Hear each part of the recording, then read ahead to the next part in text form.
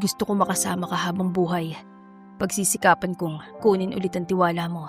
Sisiguraduhin kong mamahalin kita ng tama. Dear Amihan Stories presents My Cold Husband is Now Obsessed with Me. Written by Alexa Ray. What happened to Tanya? Pinagmasdan ni Beatrice kung paano mataranta si Leonard, ang kanyang asawa. May kausap ito sa cellphone. Where is she now? Is she alright? Hinintay niya na matapos ang pag-uusap ng mga ito. Nang maibaba nito ang cellphone, ay agad niya itong tinanong. Ano nangyari? Tanya had an accident. She fell off the ladder. Nagbihis lang ito ng puting long sleeve at saka lumabas ng kwarto. Kahit nanghihinang katawan niya sa lagnat, ay pinilit niyang bumangon at sundan ito. Saan ka pupunta? Iritado siya nitong nilingon. Kunot na kunot ang noo. To Tanya, obviously. Itinago niya ang gitla sa pagsigaw nito. Nang magbuntong hininga siya, ay naramdaman niya ang init ng kanyang hininga. Marahan siyang humakbang palapit sa asawa. Wala ba doon ang asawa niyan si Rico? Suminghap ito, tila ba hindi nagustuhan ang tanong niya. Hindi naman sa ayokong puntahan mo ang kaibigan mo. Masama lang pakiramdam ko at kailangan kita ngayon. Humupa ng bahagya ang inis sa mukha nito, ngunit naroon pa rin ang nakakunot itong noo. Sandali lang ako doon. Gusto ko lang i-check kung maayos ang lagay ni Tanya. Hindi na nito hinintay pa na tumutuloy siya. Dire-diretso ito sa pagbaba ng hagdan. Nang mawala ito sa paningin niya, ay bumalik na siya sa kwarto. Ginaw na ginaw siya. Mabigat ang kanyang ulo at ramdam niya ang panghihina ng kanyang katawan. Nang tanghali, ay dumating ang kanyang 5 taong gulang na anak. Inihatid ito pa uwi ni Ramil, ang kapatid ng kanyang asawa. Mommy? Tawag ni Bien mula sa labas ng kwarto. Sinubukan niyang bumangon at humakbang palapit sa pinto, ngunit agad siyang bumagsak sa sahig sa sobrang panghihina. Bumukas ang pinto at iniluwan niyon sina Ramil at Bien. Beatrice? Mabilis siyang dinaluhan ni Ramil. Inalalayan siya nitong tumayo at bumalik sa kama. Sobrang init mo. Nasaan si Leonard? Pinuntahan niya si Tanya. Na-aksidente raw. What? Wika's there. Ikaw sana munang inuna niya. Hindi na siya nagsalita pa. Sinulyapan niya ang anak sa gilid na nakatingin din sa kanya. Nag-enjoy ka ba sa lolo at lola mo? Tumango ito. Opo, may bago po akong dal. Ipinakita nito ang hawak na manika. Kalahati na nito ang laki niyon. Kumain ka na ba, Beatrice? Igagawa kita ng soup. Ipinatong ni Ramil ang kumot hanggang sa leeg niya. Hindi na, Ramil. Ayos lang. No, igagawa kita ng soup. Halika, Bien. Samahan mo muna rito sa kwartong mami mo. Bababa lang ako. Nang makaalis si Ramil, ay binalingan niya muli ng tingin ng anak. Titig na titig ito sa kanya. Ang bad po ni Daddy. Iniwan ka niya rito na mag-isa. Kahit mabigat at masakit ang ulo, ay umiling-iling siya. Don't say that, Bien. Ang importanteng pinuntahan ng daddy mo. Isa pa, kaya ni Mami ang sarili niya. Pero sick ka, Mami. Nahirapan ka nga pong tumayo kanina eh. Kinuha niya ang kamay ng anak at pinaupo ito sa gilid ng kama. Gagaling din ako, huwag kang mag-alala. Na-aksidente ang tita Tanya mo kaya siya umalis. Tita Tanya again? Hindi naman po natin siya relative. Kaibigan siya ng daddy mo, Bien. We care about our friends. Hindi na ito nakasagot pa, ngunit halata sa mukha nito ang lungkot para sa kanya. Hindi nangyari ang sinabi ni Leonard. Imbes sa sandali lang ito doon, ay inabot na ito ng gabi. Bakit ngayon ka lang po, Daddy? Kinagabihan ay narinig niyan tanong ni Bien sa ama nito. Nasa labas lamang ito ng kwarto niya. Sorry baby, may pinuntan lang si Daddy. To Tita Tanya? Matagal bago nakasagot si Leonard. Yes. Mommy is sick, Daddy. She couldn't even walk. Tulog na bang mami mo? Kumusta siya? Narinig niyang bumukas ang pinto. Nanatili siya nakapikit dahil sa labis sa sakit ng kanyang ulo. Sick pa rin si Mommy. Hindi niya nga po naubos yung soup na ginawa ni Tito Ramil para sa kanya. Tito Ramil? Inihatid po ako ni Tito Ramil pa uwi. Siya po yung nag-alaga kay Mommy kanina.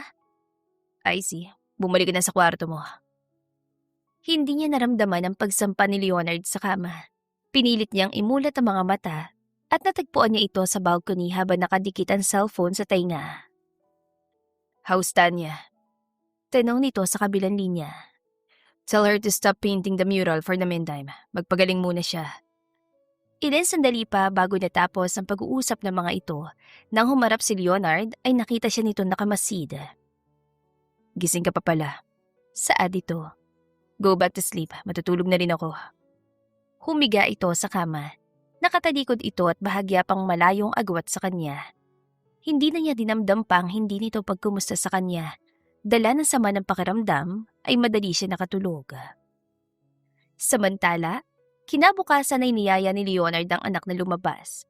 Balak din niyang isama ito sa bahay ni Tanya at Rico para mangamusta. "San po tayo pupunta, Daddy?" Tanong ni Bien habang tinatali ng ina ang buhok nito.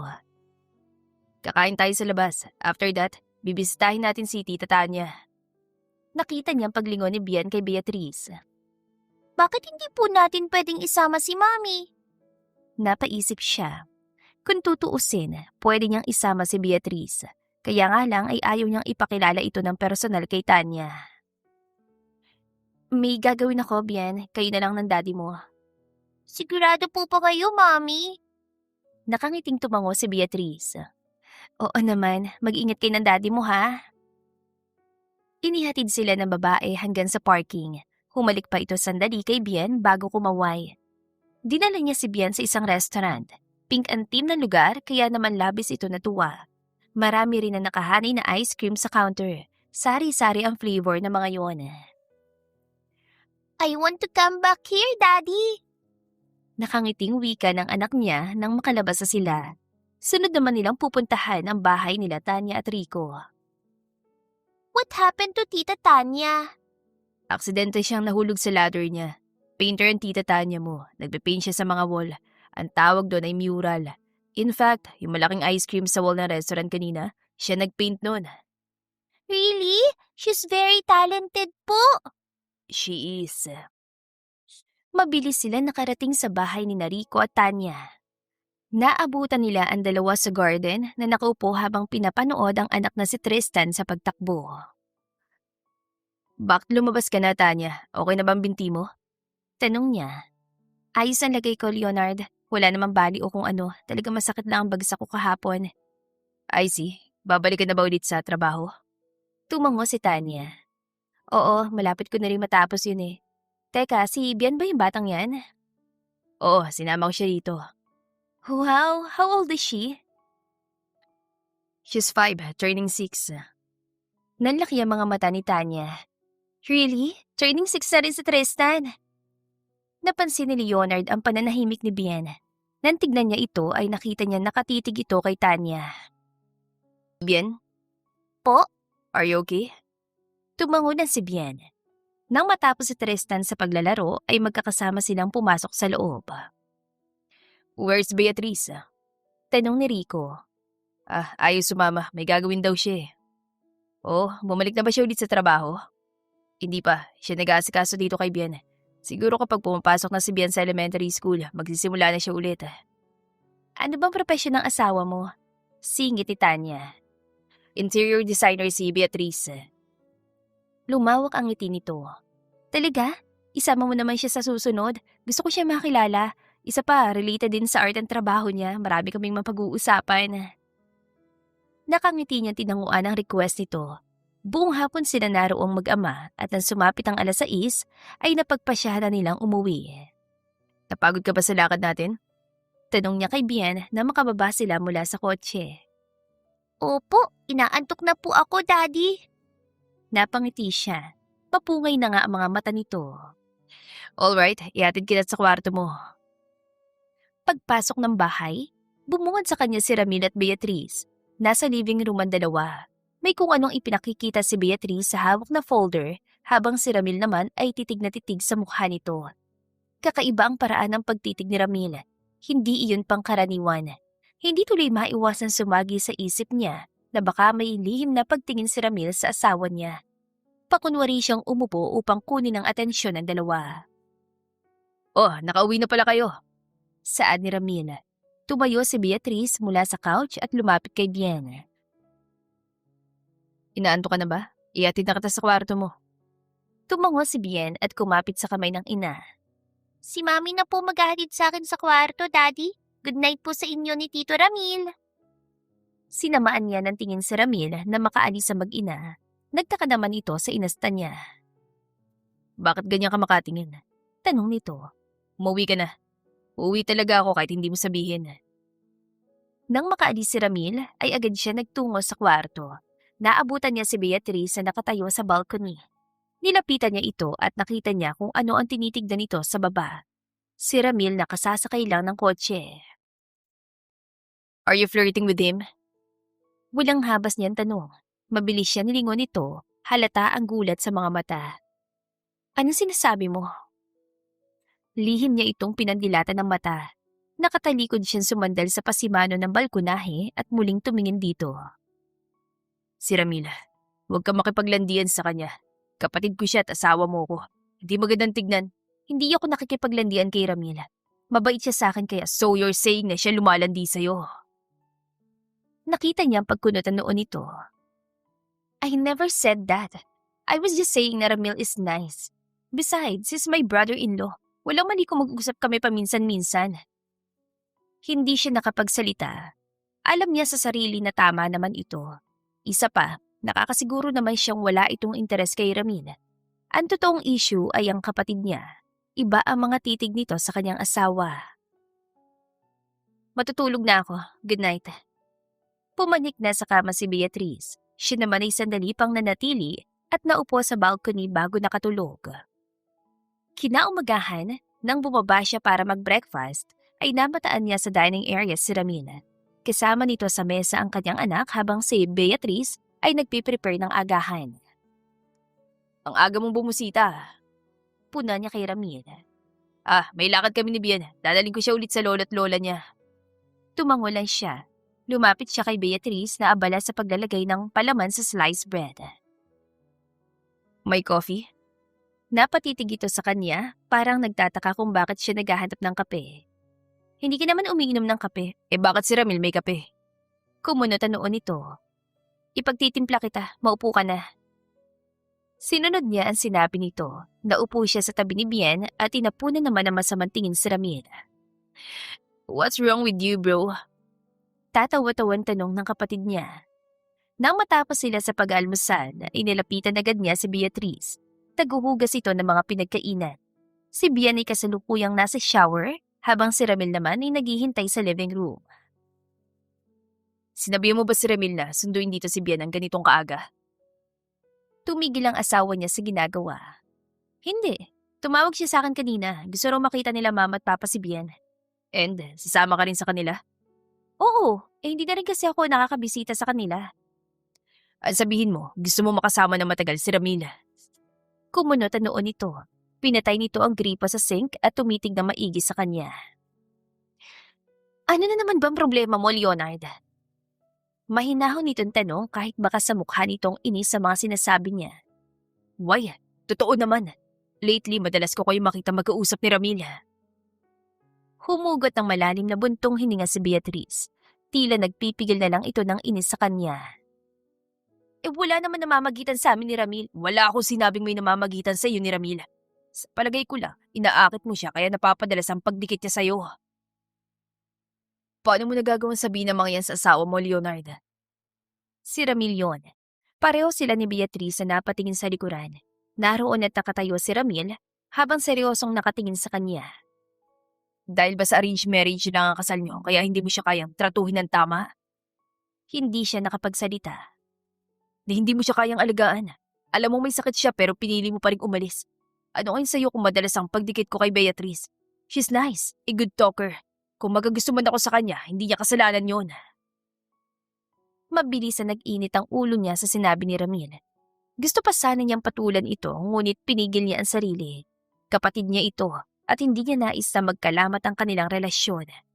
Dalang inis, pinili niyang umalis at iwan ang mga ito. Nagmaneho siya patungo sa restaurant kung saan kasalukuyang nagpipinta si Tanya. Nang pumarada siya sa harap ng restaurant, natanawan niya sa loob sina Tanya at Rico. Nagtatawanan ng dalawa. Mukhang papalis na rin si Rico dahil dinig niya ang pamamaalam nito. Imbes na bumaba at kamustahin si Tanya, ay nagmaneho siya paalis kasunod ni Rico. Nagtungo siya sa isang malapit na resto bar na maagang nagbubukas at doon nagpalipas ng buong araw. Samantala, pagdating ng gabi, alalang-alala si Beatrice habang naghihintay kay Leonard. 8:00 na kasi ng gabi ngunit hindi pa rin ito umuwi. Ang anak nilang si Bien ay kasalukuyang kasama ng lolo at lola nito. "Nasaan ka na ba, Leonard? Hindi ka man na sumasagot sa mga tawag ko." Nag-aalalang Anya habang paulit-ulit na tinatawagan ng number ng asawa. Ilan sandali pa, narinig niya ang paghinto ng sasakyan sa labas. Mabilis siyang lumabas at sinalubong ang asawa. "Where have you been? Kanina pa ako tawag ng tawag sa'yo." Naputol ang sinasabi niya na sumandal si Leonard sa kanya. Ipinatong nito ang baba sa balikat niya. "Lasing na lasing ka. Halika, dadalhin na kita sa kwarto." Buong lakas na inalalayan niya ang asawa sa pag-akyat ng kwarto. Pagewang-gewang pa sila sa hagdan dahil hindi niya kayang dalhin ang bigat ito. Nang maihiga niya ito sa kama, ay inalis niya ang suot itong itim na shirt. Amoy na amoy doon ang alak na ininom nito. Matapos itong kumutan, ay napansin niya ang wallet ito sa sahig. Sinilip niya ang loob niyon para siguruhing walang anumang importanteng laman ang nawala doon. Isang larawan ang nakaagaw ng atensyon niya.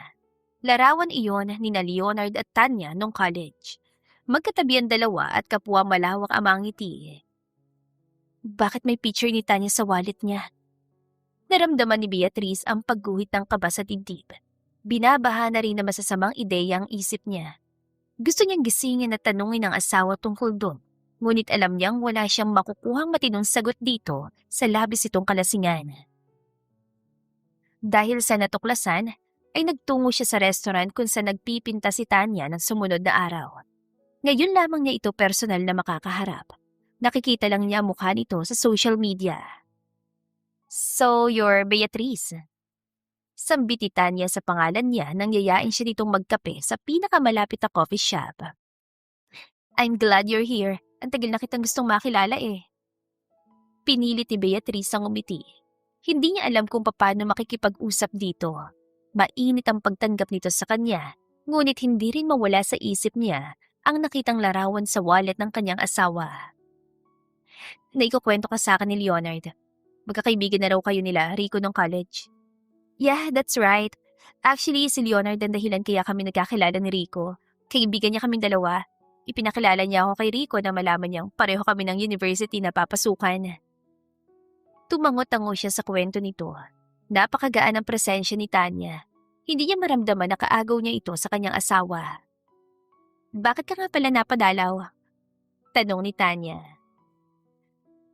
Napadaan lang ako. Balita ko na aksidente ka sa workplace mo. Bukod sa gusto kita makilala, gusto ko ring malaman ang lagay mo." Agad na sumilay ang ngiti sa labi ni Tanya. Salamat sa pag-aalala ha. Maayos ang lagay ko, hindi naman ako nabalian. Masakit lang ang naging bagsak ko." Tumango siya. "I see, that's good to hear." Ibinaling niya mga mata sa labas ng glass window ng coffee shop. Mula sa pwesto ay tanaw niya ang katapat na restaurant kung saan ito nagpipinta. Napangiti siya na makita ang papatapos na nitong mural. Bigla ay namiss niya ang dating trabaho. Isa siyang interior designer. Pansamantala siyang huminto sa trabaho nang magbuntis siya. Hanggang ngayon ay hindi pa rin siya nakababalik sa dati niyang trabaho. Nabanggit sa akin ni Leonard na interior designer ka raw. Sabi pa ni Rico, ikaw nag-design ng ilang facility na pag-aari niya. Tama ka. Pero tumigil na muna ako pansamantala. Bakit naman? Yun ang bili ng mga biyanan ko. Matagal na rin naman. Siguro, pwede na rin akong bumalik sa trabaho. Oo, magsimula ka na ulit. Mas masaya kasi kapag nagagawa mo talaga yung passion mo.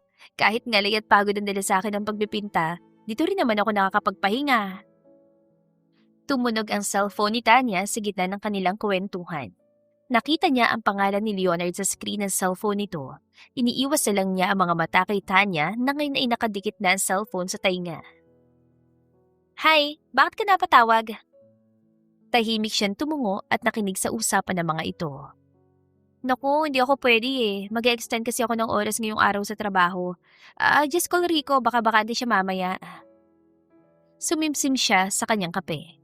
Habang nag-uusap ang dalawa, tinitigan niya na maigi si Tanya. Pinakinggan niya ang paraan ng pakikipag-usap nito sa kanyang asawa. Gusto niya malaman kung may bahid ba ito ng interes gaya ng kay Leonard. Nagyayaya si Leonard, may property daw siyang gustong silipin sa Makati.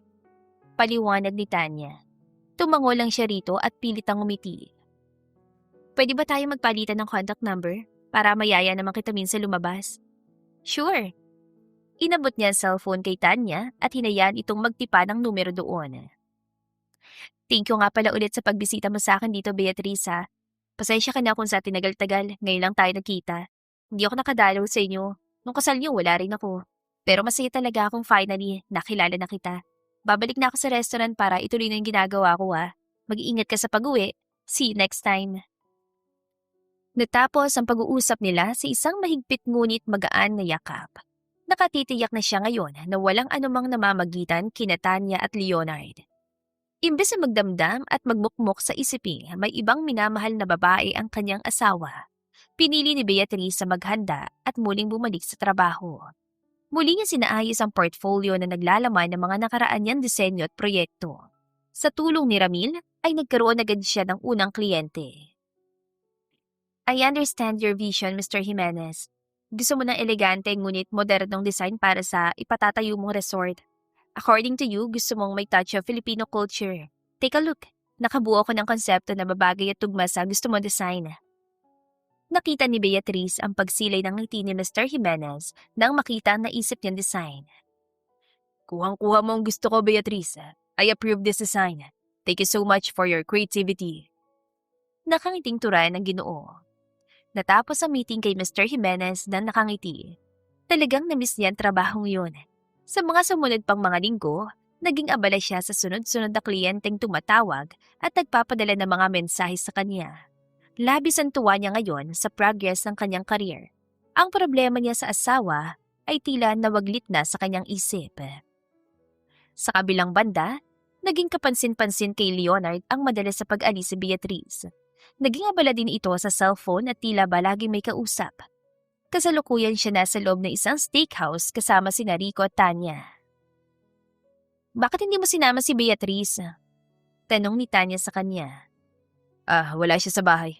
Ewan ko ba, madali siyang umalis ngayon. Hindi naman ako makakuha ng tamang tiyempo para tanungin ko saan siya nagpupunta. Di ba, nagbalik na siya sa trabaho? I saw her page online. Magandang review sa kanya ng mga kliyente.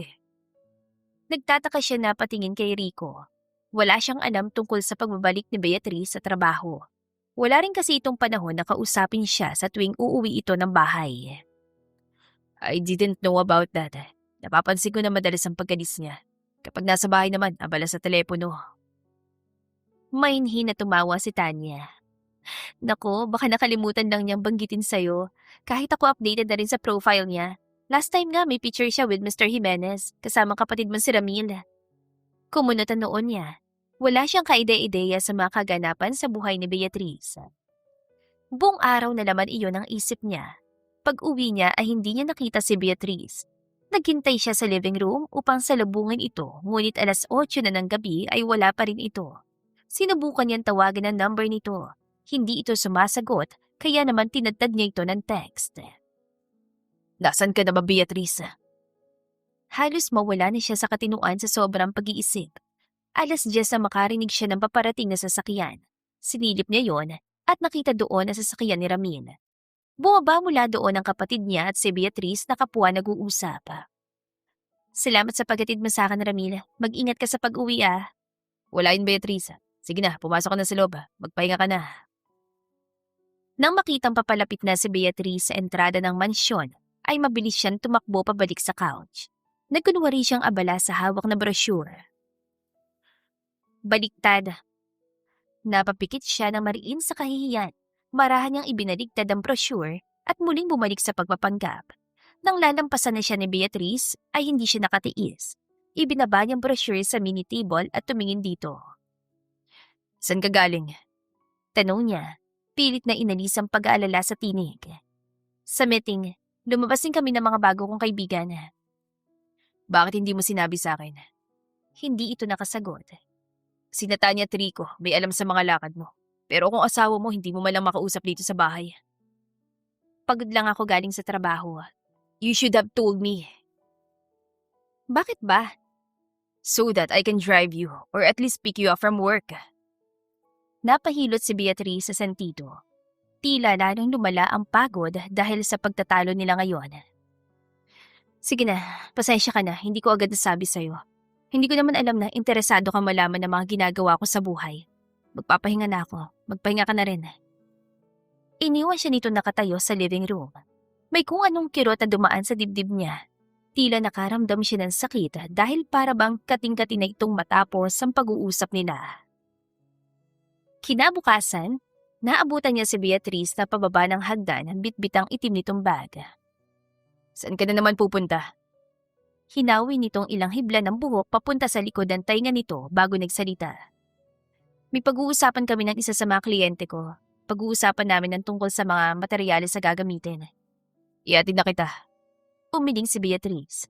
Hindi na, may nabook na akong driver kanina. Hindi na siya nakatutol pa. Ayaw naman niyang i-cancel pa nito ang nabook na driver. Sayang naman ang effort nito kung hindi naman pala matutuloy ang biyahe nito. Nang sumapit ang hapon, ay nagtungo siya sa restaurant kung saan siya niyaya ni Rico at Tanya na kumain. Makakasama nilang ilang pang mga kaibigan ng college. Magsisilbi ang gabing yun bilang kanilang reunion. Bakit parang problemado ka riyan, Leonard? Tanong ni Rico sa gilid niya. Hindi siya sumagot at tinunggalang ang alak na nasa harapan niya. Anong problema? Singit naman ni Tanya. Umiling siya. Huwag niyo ko intindihin, mag-enjoy lang kayo. Sunod-sunod ang naging pag-inom niya.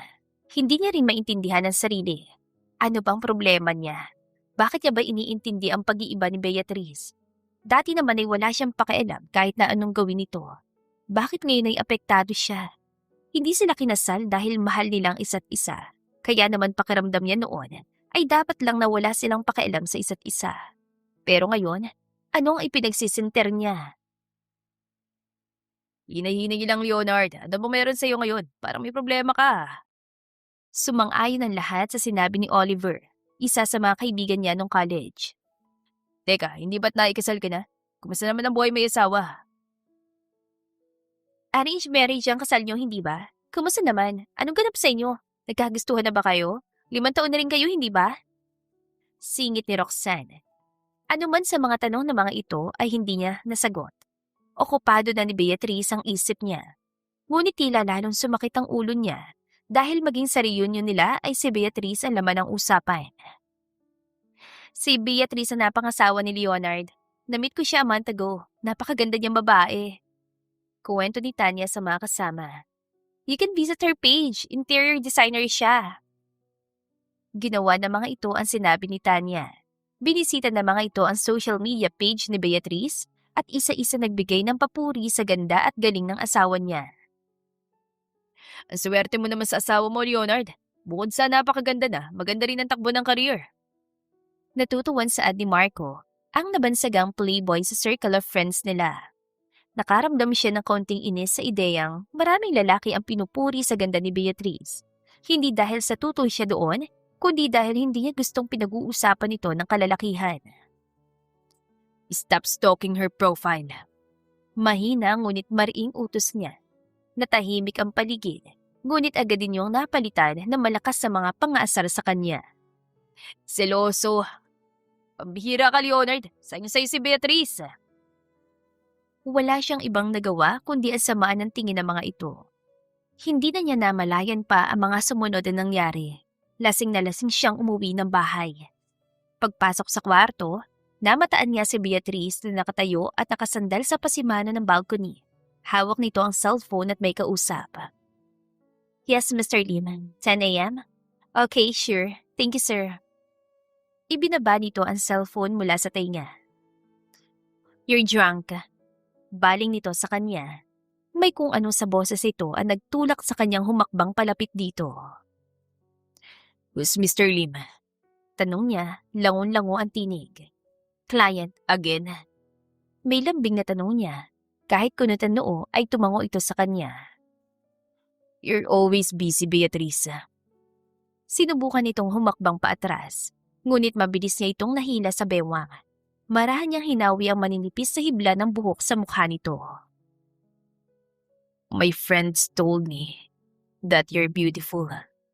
Ngumiti siya, masuyang pinapasadahan ng tingin ang mukha nito. You're drunk, Leonard. I am. Sumeryoso ang mukha niya. Tinitigan niya na maigi ang mga mata ni Beatrice. I am so drunk with you. They're right. You are breathtakingly beautiful. My wife. Mahina siya natawa na makita ang paglunok ni Beatrice. Matulog ka na. Nagsiselos ako kay Ramila. Naramdaman niya ang panunubig ng kanyang mga mata. Hindi mo ako pinapayagang ihatid ka sa mga meeting mo, pero malaya kanyang naisasakay sa kotse niya. Hindi kumibo si Beatrice. Tila nakikinig lang ito sa mga sinasabi niya. Hindi mo na rin ako kinakausap tuwing magkasama tayo dito sa bahay. Sinubsob niya ang ulo sa balikat ito. Namimiss na kita, Beatrice. Nag-angat siya ng ulo at muling tinitigan ang mukha ni Beatrice. Lasing ka nang kaya mo nasasabi yan, Leonard. I'm being real with you right now, Beatrice. I'm drunk enough to tell you all of this. Nang maramdaman niya ang pagkawala nito sa kapit niya, ay hinila niya ito palapit. Hinila niya ang batok nito at dahan-dahang siniil ng halik ang mga labi nito. Leonard. Sambit nito sa pangalan niya sa pagitan ng mga halik. Naging malalim pa ang kanilang mga halik. Tila sumasabay ang labi ni Beatrice sa kanya. Nagagawa na nitong haplusin ang marahan ng mga braso niya. Nang hindi pinuputol ang halik, dinala niya ito sa malambot nilang kama. Doon ay marahan siyang inalisan sa plot ng asawa. Pumaibabaw siya rito at hinayaan ng sariling tangayin na mainit na gabi. Kinabukasan, nagising si Beatrice sa bigat ng dalawang naglalakihang braso sa bewang niya. Mahigpit ang pulupot na mga yon sa kanya. Sinubukan niyang kumawala ngunit hindi siya nito hayaang makaalis. Alisin mong braso mo sa akin, Leonard. Babangon na ako. Anong oras na? Hindi nagpatinag ang asawa niya. Hinigpitan pa nito ang yakap sa kanya. Hindi ka talaga bibitiw. Sige. Kinurot niya ng bahagya ang braso nito. Mabilis na bumitiw ito mula sa pagkakayakap sa kanya at inindaan sakit ang pagkakakurot niya. Bakit ka nangungurot? Ang liit pa ng kurot mo, mas masakit. Paghihimutok nito sa gilid ng kama. Lihim naman siya natawa sa naging reaksyon nito. Ayaw mo bumitiw eh. Di nakuha mong hinahanap mo. Ikaw ang hinahanap ko tapos kukuritin mo ko. Ang haba pa ng kuko mo. Mamaya, sumama ka sa akin sa ibaba. Puputulan natin yan. Tumaas ang isang kilay niya. At bakit? Para kapag niyakap kita, hindi na masakit ang kurot mo. Napanganga siya sa naging katwiran nito. Iiling-iling siyang umalis ng kama at nagtungo sa banyo. Sasamahan kita sa meeting mo mamaya. Sigaw nito mula sa labas ng banyo. Natawa na lang siya dahil mukhang wala naman siyang magagawa, kundi payagan ito matapos itong sabihin ng mga tampo nito kagabi. Nang matapos siya sa pag-aayos, ay bumaba siya sa kusina. Naroon si Leonard at pine-prepare ang kape at almusal nila. Kailan daw uuwi nila mama si Bien? Casual nitong tanong na makaupo siya. Sa 1 linggo pa, sagot niya. Inilapag nitong isang tasa ng kape sa harap niya. Gaano makahaba ang tinatagal ng mga meeting mo? Sumimsi muna siya ng kape. 1 to 2 hours. Tapos puro lalaki ang kliyente mo. Minsan babae. Sus. Hindi na niya pinansin pa ang pag-iinarte nito habang kumakain ng almusal.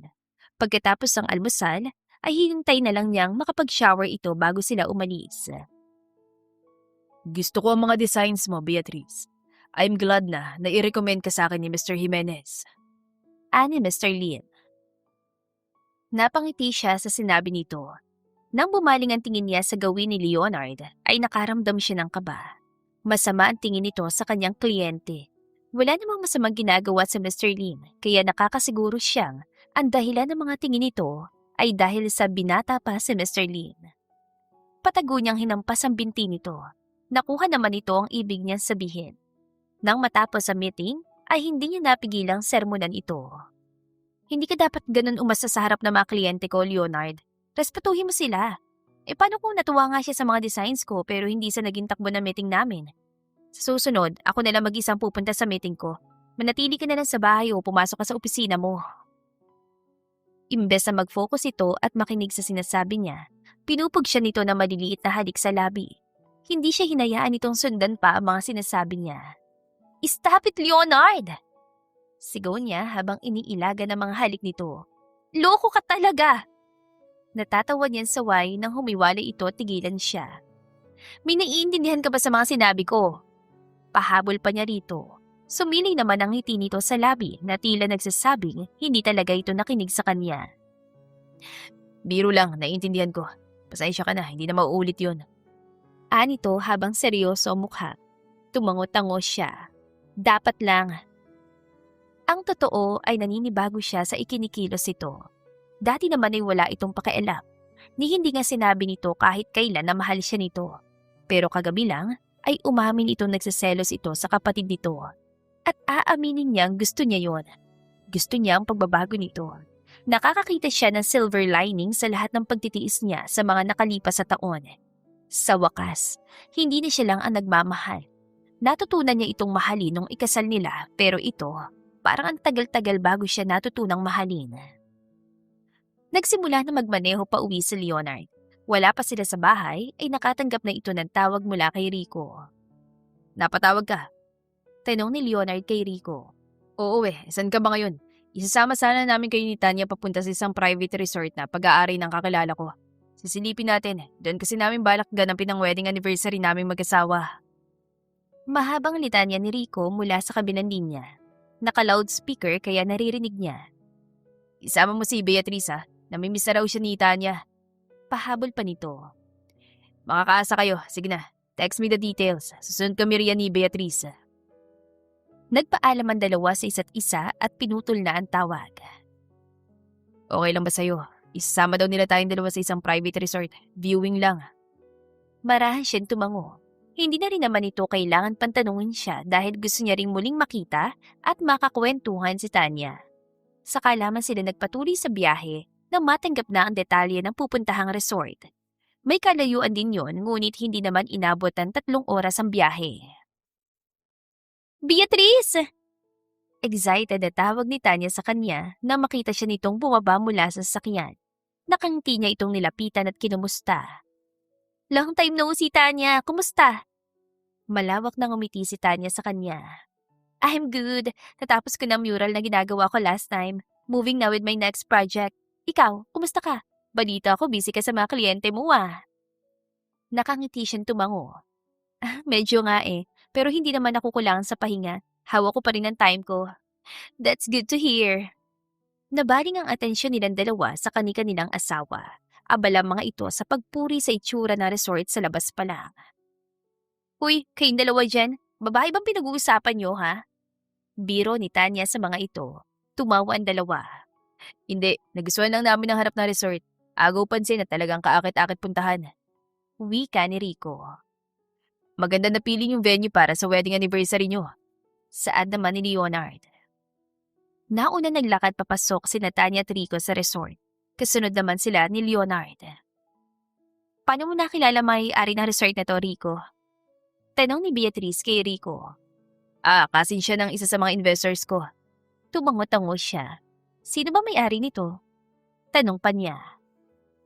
Si Mr. John Guevara.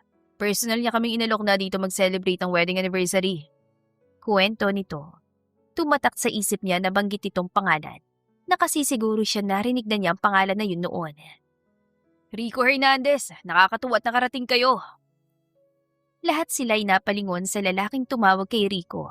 Agad na kumunot ang noon niya na makita ang mukha nito. Gaya na sa pangalan nito ay pamilyar din ang mukha nito.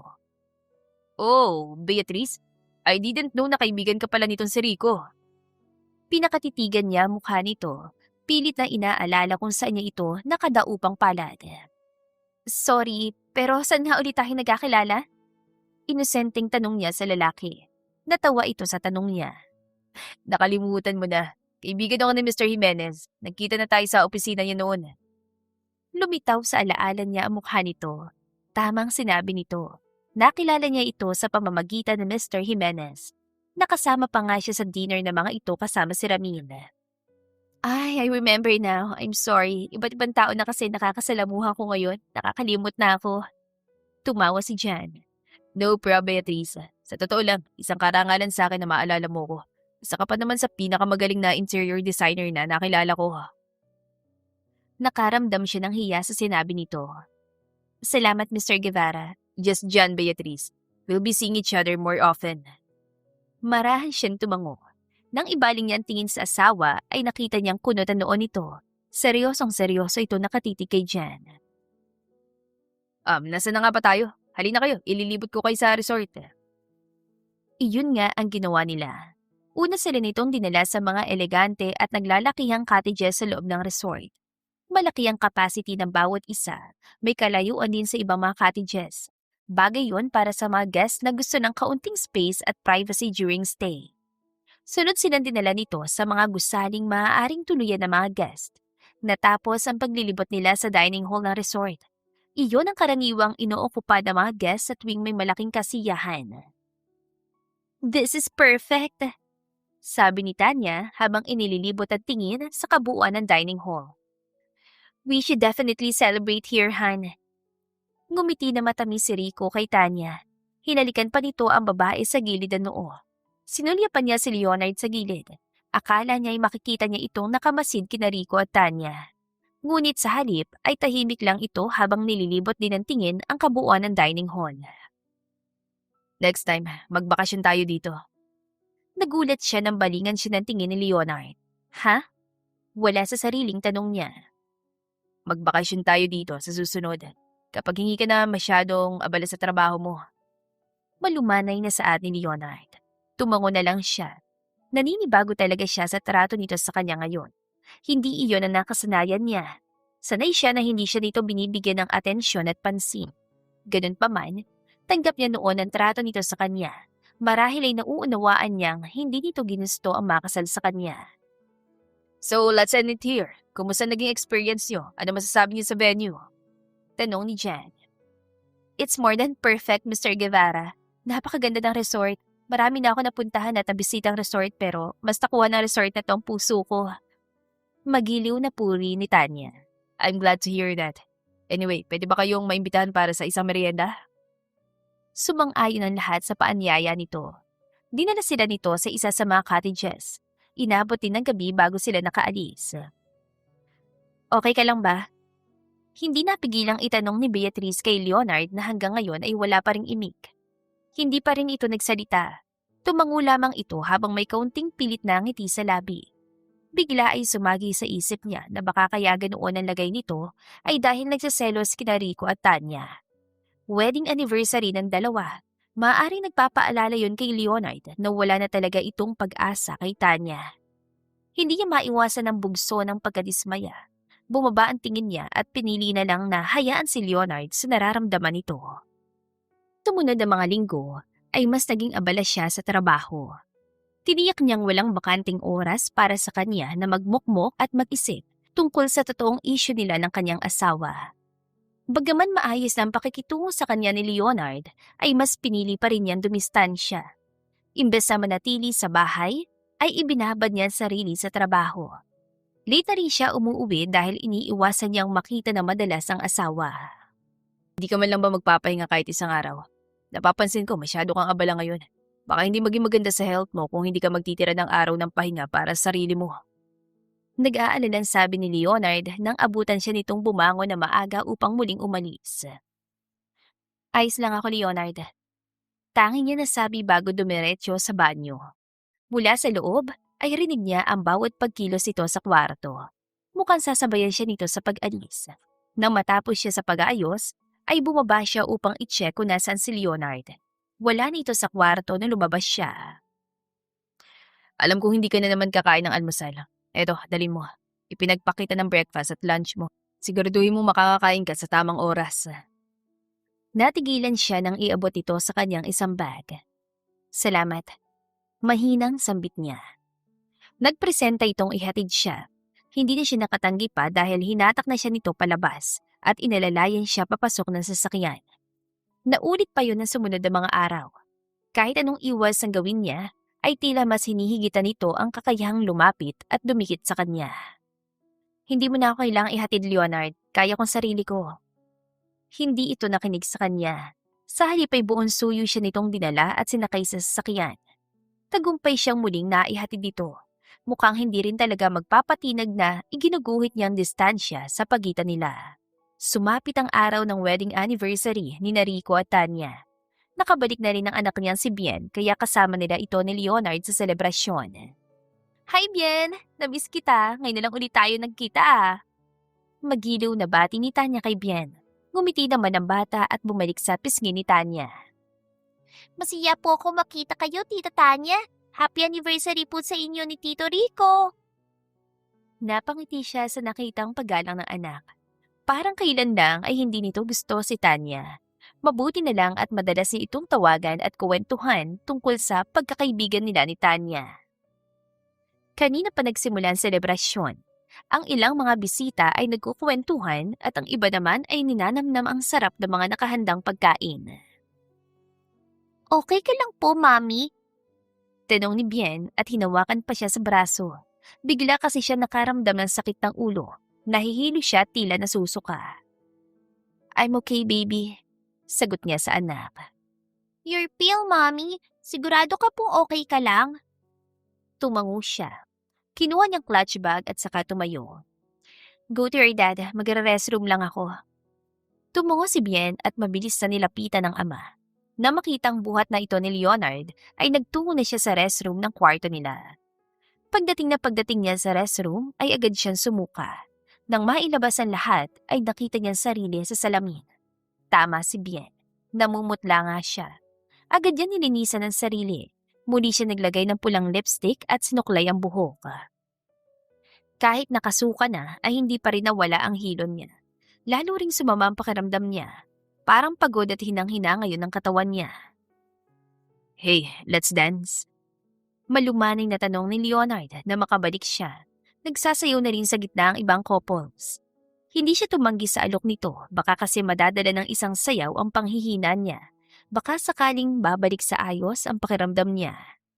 Ngunit nagkamali si Beatrice. Pagkatapos niya sikaping tiisin na masamang pakiramdam, ay bumigay ang katawan niya. Nawalan siya ng malay sa kalagitnaan ng sayaw at kasiyahan.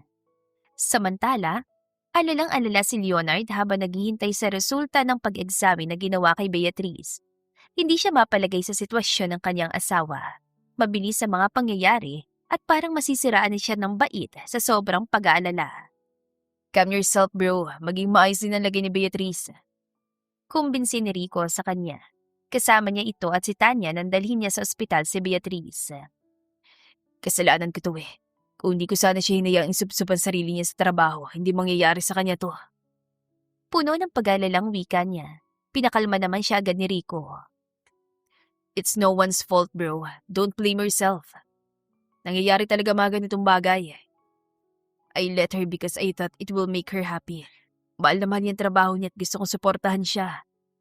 I told you, this is no one's fault. Maging maayos din ang lagay niya. Mr. Leonard Chavez? Napalingon silang tatlo sa kadarating lang na doktora. Tumayo siya at agad na lumapit dito. Nasa maayos ang lagay ng asawa mo. Hindi mo dapat ipag-alala nangyari dahil normal yun sa nagbubuntis. Ang may papayo ko lang, kumbinsihin mo siyang magpahinga't iwasan ng sobrang pagpapagod. Ano, sabi niyo, Dok? Tanong niya sa doktora. Iwasan mong mapagod ng sobrang buntis siya? Natigilan ng doktora. Tama ba narinig ko, doktora? Buntis ang asawa ko? Ulit pa niya. Umalo ng dibdib ng doktora bago ngumiti. Yes, buntis ang asawa mo, Mr. Chavez. Hindi na naintindihan pa ni Leonard ang mga sumunod na nangyari. Ang alam lang niya ay labis siyang natutuwa sa natanggap na balita. Nang dalhin sa isang kwarto si Beatrice ay mabilis niya itong pinuntahan. Nakapikit pa rin ang mga mata nito. Naupo siya sa silya na nasa tabi ng kama nito. Mula sa pwesto ay pinakatitigan niya ang mukha ni Beatrice. May nakumpirma siya sa sarili habang nakatingin dito. Ang bagay na yon ay magagawa rin niyang sabihin sa tamang pagkakataon. Madaling araw na nang magkamali si Beatrice. Lumbas muna si Rico at Tanya sa kwarto para bigyan sila ng pagkakataong makapag-usap. Maayos na bang pakiramdam mo? Malumaning na tanong niya rito. Kitang-kita niya ang marahang pagkurap ng mga mata nito habang nakatingin sa kanya. Nawalan ako ng malay. Mahina ang tinig na tanong nito. Tumango naman siya. Isang sandaling katahimikan pa ang namayani sa pagitan nila bago niya napagpasya ang basagin yon. Kinuha niya ang dalawa nitong kamay at dinala sa labi niya upang halik-halikan. Buntis ka raw, sabi ng doktora. Nakita niya ang bahagyang paglaki ng mga mata nito. Nanunubig din ang mga yon habang nakikinig sa kanya. Ang bilin sa akin ng doktora, huwag kang hayaang mapagod ng sobra. Pwede mo pa rin ipagpatuloy ang trabaho mo dahil 2 buwan ka pa lang nabuntis. Pero hindi ko hayaan na magpapagod ka. Imo-monitor kita palagi. At kapag nag-4 na buwan na, patitigilin na muna kita sa trabaho mo. Hayaan mo munang alagaan kita. Nakikinig lang si Beatrice sa kanya. Ilan sandali pa ay nagtangka itong bumangon. Maingat niya itong inalalayan. Nakita niya ang pagtitig nito sa kanya nang tuluyang makabangon. Nabahala siya na makita ang lungkot sa mga mata nito. Bakit parang hindi ka masaya? Tanong niya, lalong tumindi ang lungkot sa mga mata nito habang nakatitig sa kanya. Masaya ka ba? Walang pagkatubiling tumango si Beatrice, kaya naman hindi niya maintindihan kung saan nagagaling ang lungkot na nakikita niya sa mga mata nito. Mahal mo si Tanya, hindi ba? Tila kinalabit ang puso niya na marinig ang tanong nito. Sunod-sunod siya napalunok. Hindi niya alam kung paano nito nalaman ang tungkol doon. Ikaw, Leonard, masaya ka ba? Parang nadurog ang puso niya sa mahina nitong tanong. Hindi dahil sa naaawa siya rito, kundi dahil alam niyang hindi niya naiparamdam ng lubos dito ang pagpapahalaga at pagmamahal niya. Ikaw ang mahal ko, Beatrice. Bigla itong umiyak habang nakikinig sa kanya. Totoo, minsan ko minahal si Tanya. Pero dumating ka sa buhay ko, Beatrice. Aminin ko hindi naging magandang pagsasama natin noong una.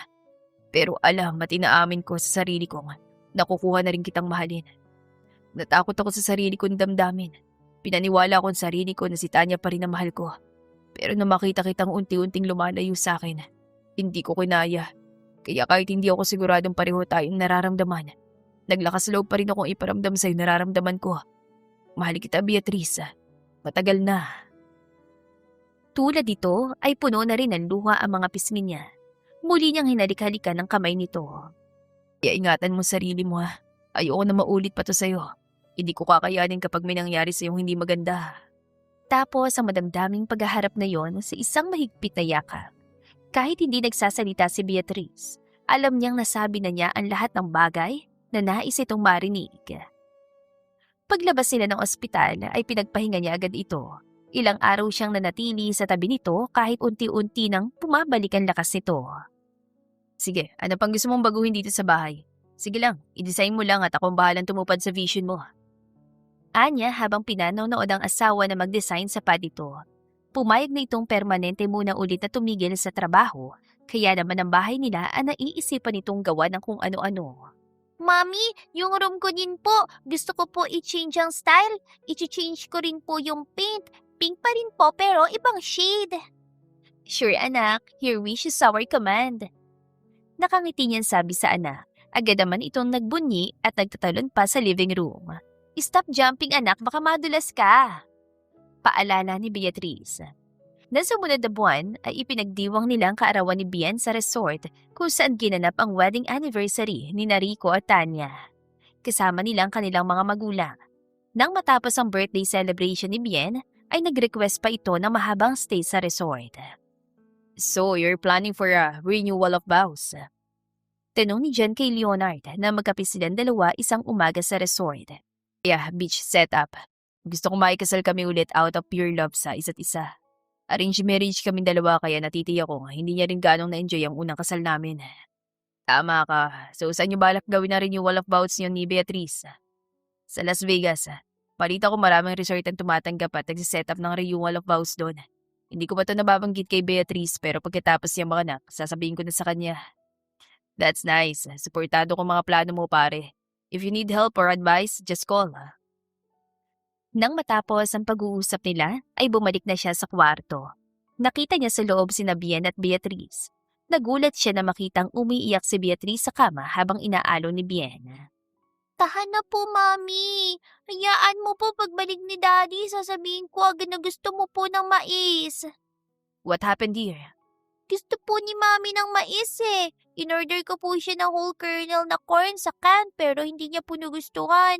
Umiiyak po tuloy si Mami. Tinago niya ang pagtawa. Lumapit siya kay Beatrice at hinagod ang likod nito. Tahimik lamang itong umiyak. Tingin tuloy niya ay napaka-cute ito habang umiiyak. Hush now, wife. Tatawagan ko si Ramil para ibili ka na mais sa bayan. Ang alam ko, nandito siya. Hindi kita pwedeng iwan ngayon eh. Sunod-sunod na tumango ang babae habang puno pa rin ng luha ang mga pisngi. Gaya ng sinabi niya, dumating si Ramil na may dalang mais. Hindi lang isang mais, kundi kalahating sako. Tuloy ay halos palayasin na niya ito matapos dumating. Napakapapansin mo, Ramil. Kahit 10 sako pa ng mais ang dali mo sa asawa ko, hindi mo na siya maagaw sa akin. Ngumisi si Ramil. Hindi mo rin masasabi, bro. Kalahating sako pa lang to eh. Binato niya ito ng hand towel sa mukha. Paano na lang kung may halong gayuma mga mais na yan? Eh di nasuntok mo na ako sa mukha.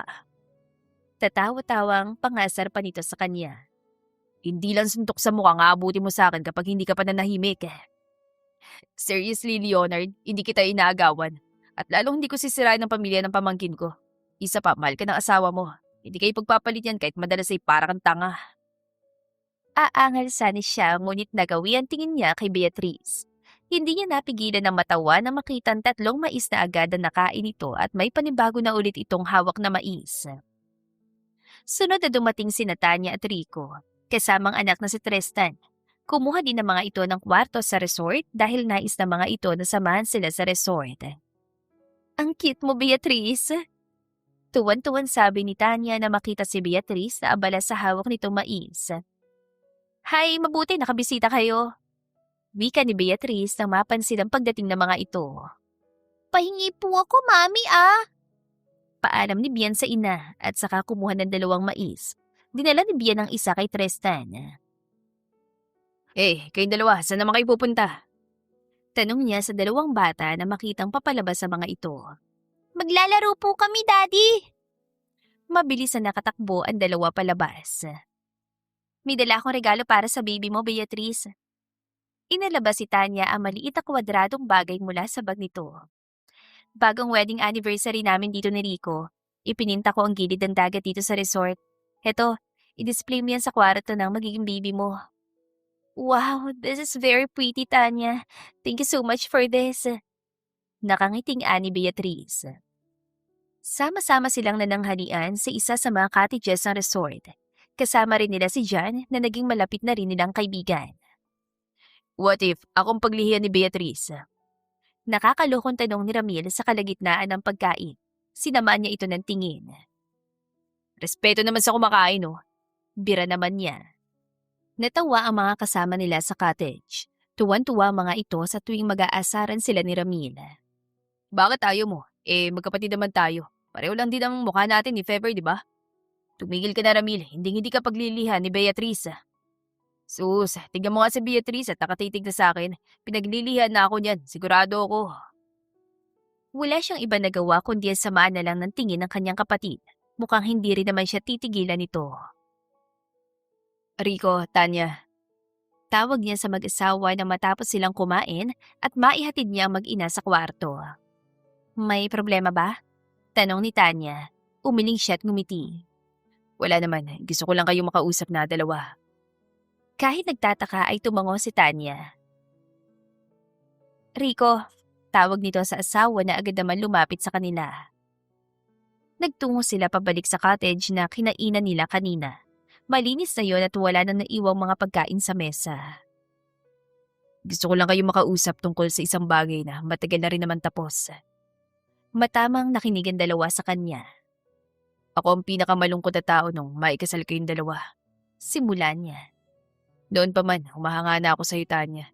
Kaya nga lang, mas nahulog ang loob mo kay Rico. Hindi yun lingid sa kaalaman mo dahil minsan akong nagtapat sa'yo. Hindi ko sinasabi to dahil hanggang ngayon ay nasasaktan pa rin ako. Gusto ko lang magpasalamat. Kahit na madalas ko kayong guluhing 2, hindi niyo ako tinataboy. Bagkus, pinakita niyo sa akin kung paano ko dapat itrato si Beatrice. Pareho nakangiti ang mag-asawa habang nakikinig sa kanya.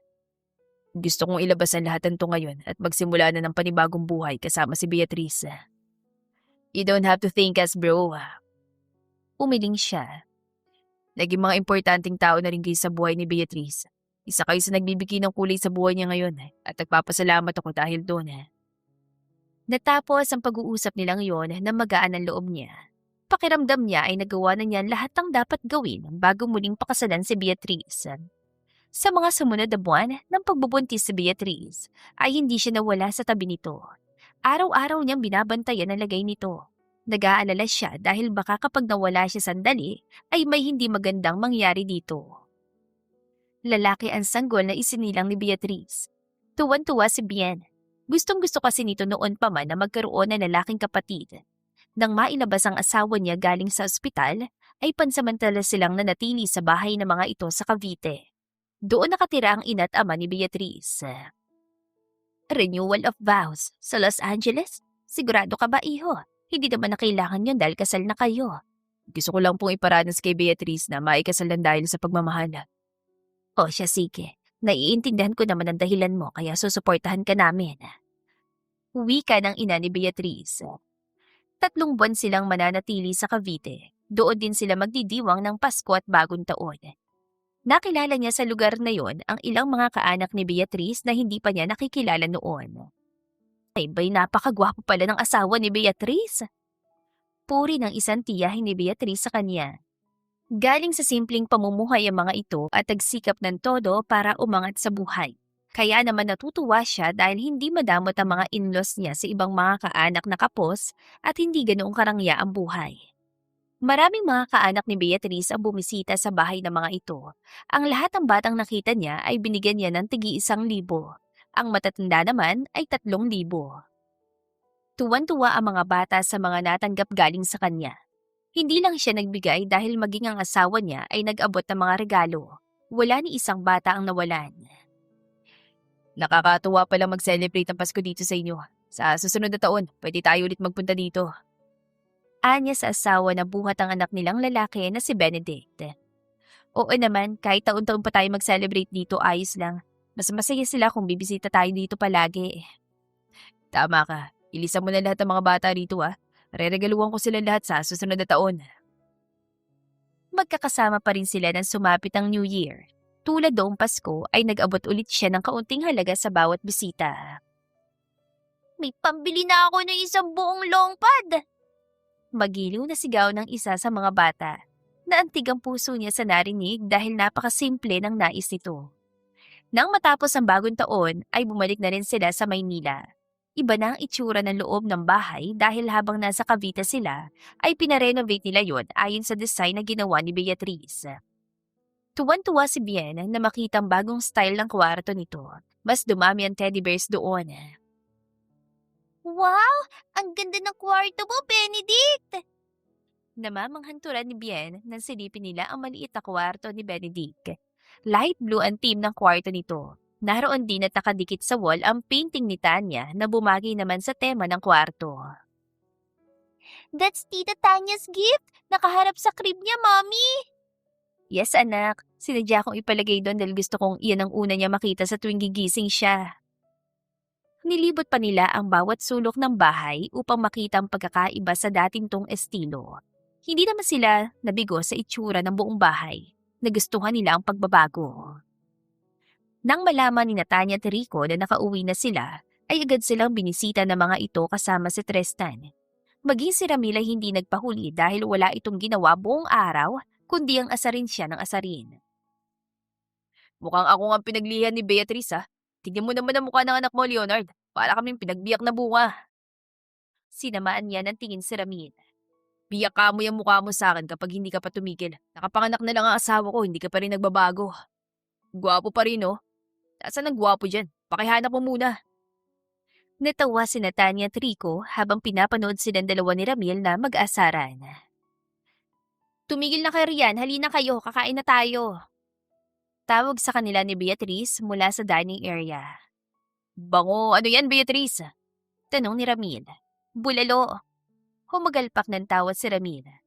Talagang hindi pa rin tapos ang obsession mo sa mais, Beatrice? Hoy, Pati ba naman ang asawa ko asarin mo? Tumigil ka na nga.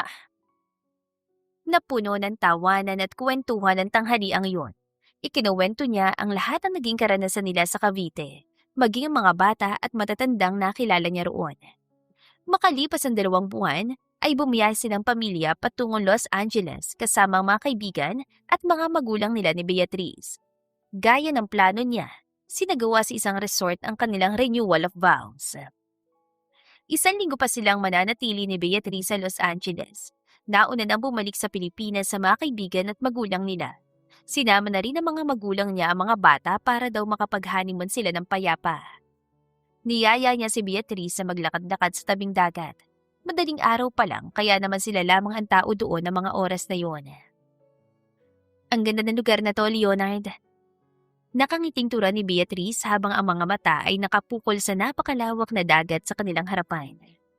Bumalik tayo dito kapag nakapagbakasyon ulit tayo dito sa Los Angeles. Pinanood niya ang pagkamangha sa mga mata ni Beatriz. Kumikinang ang mga mata nito dahil sa natitirang liwanag ng buwan. Marahang nililipad ng hangin ng tuwid at itim na itim nitong buhok. Marahan niyang inabot ang baba nito at iginiya ang mukha nito paharap sa kanya. Dinampian niya ng halik ang labi nito. Makinig ka. Malambing na utos niya. Sinalubong nito ang mga mata niya. Napakaganda ng asawa ko. Sumilay ang ngiti sa labi at mga mata ni Beatriz. Hindi niya napigil ang halikan nito sa noo. Mahal na mahal kita, Beatriz. Lalong tumitindi ang pagmamahal ko sa iyo araw-araw. Tingin ko, hindi ko kakayaning mawala ka sa akin. Ayoko. Gusto ko makasama ka habang buhay. Pagsisikapan kong kunin ulit ang tiwala mo. Sisiguraduhin kong mamahalin kita ng tama. Hindi kita bibiguin, Beatriz.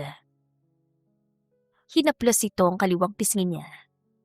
Nagtitiwala ako sa iyo, Leonard. Mahal na mahal din kita. Sorry kung late ko na naamin na sarili kong mahal kita. Hindi na mahalaga yon. Ang mahalaga ay minahal mo ko. Yun lang naman ang gusto ko. Hindi importante kung kailan. Ang mahalaga lang sa akin ay pinapasok mo na ako sa puso mo. At hindi ka na mawawala rito.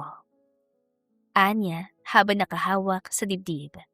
Hindi na niya pinigil pa ang sarili. Hinila niya palapit ang bewang nito at siniil ang mga labi nito ng halik. The end. Kung nagustuhan ninyo ang aming istorya, ay huwag kalimutan na mag-like at subscribe. Mag-iingat po tayong lahat. To God be the highest glory. Hanggang sa muli. Paalam!